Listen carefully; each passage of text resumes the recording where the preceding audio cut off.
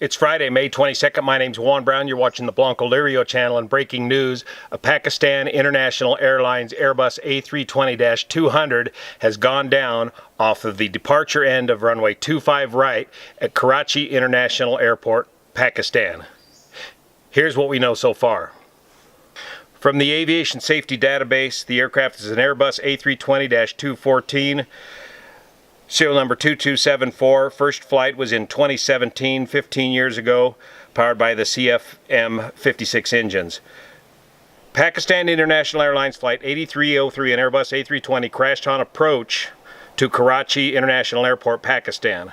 The airline stated there were 91 passengers on board and 7 crew members.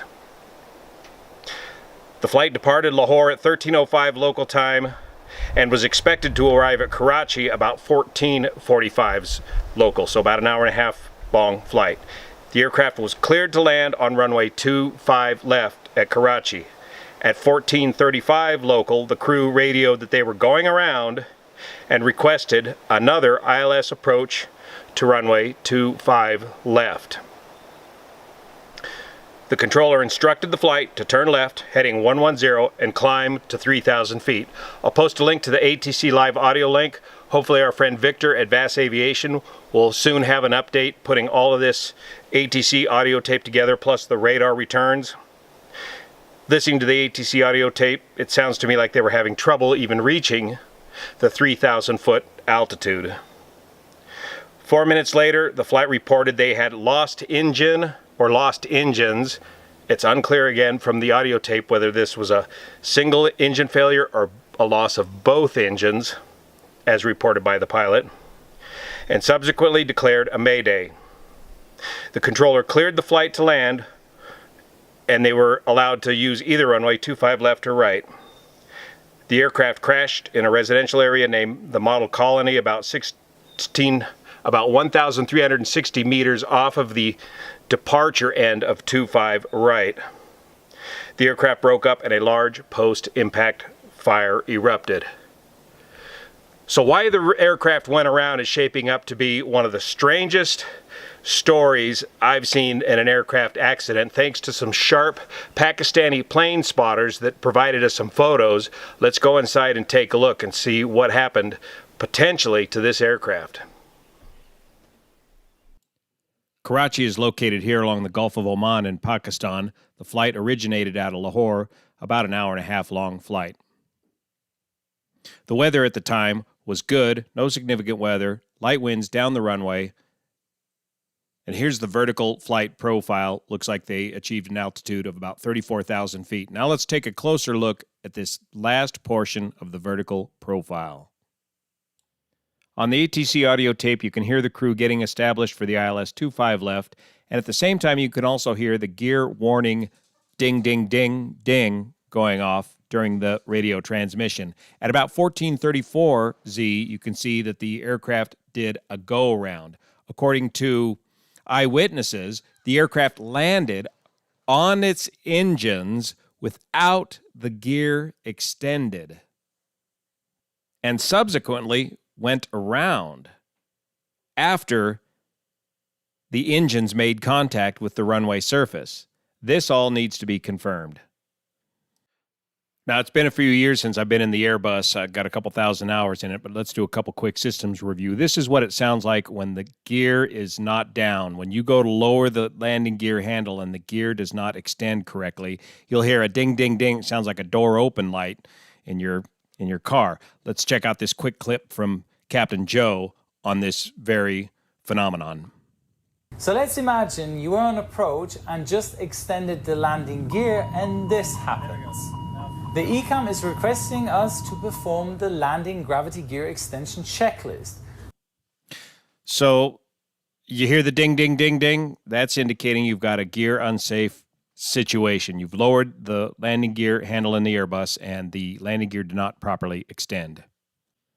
Now let's hear a clip of the actual audio tape captured by ATC Live and recorded on Victor's VAS Aviation website. We are comfortable. We can make, inshallah. So we are comfortable now, and we are out of 3,500 for 3,000. Established ILS 25 left. Sir, we are established on ILS 25 left. 8303 clear line 25 left. Roger, Pakistan 830. Did you hear the ding, ding, ding of the gear unsafe indication? This will be followed by a go around. 303 going round. So the aircraft went around, struggled to maintain 3,000 feet. It's unclear whether the aircraft came in for a second approach to 25 left or right, their choice, and then went around, or if they lost control while maneuvering the aircraft. But there's another very important piece of evidence captured in this photograph. In this photograph, you can see that the ram air turbine, or the RAT, is extended.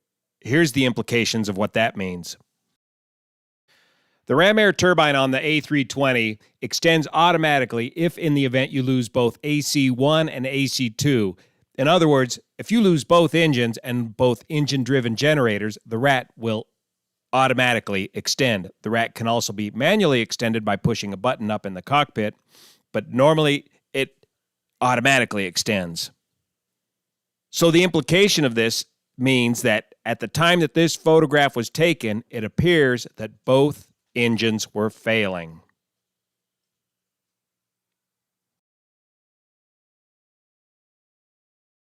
For a complete discussion on the RAT, again, turn to Captain Joe's video on this subject, but the basic idea is the A320 Airbus is a hydraulic and electric aircraft. You need the electrics to power the fly-by-wire flight control systems. The whole idea of having the emergency ram air turbine is to provide electrical power and hydraulic power via the center or blue hydraulic system, as it's known in Airbus parlance.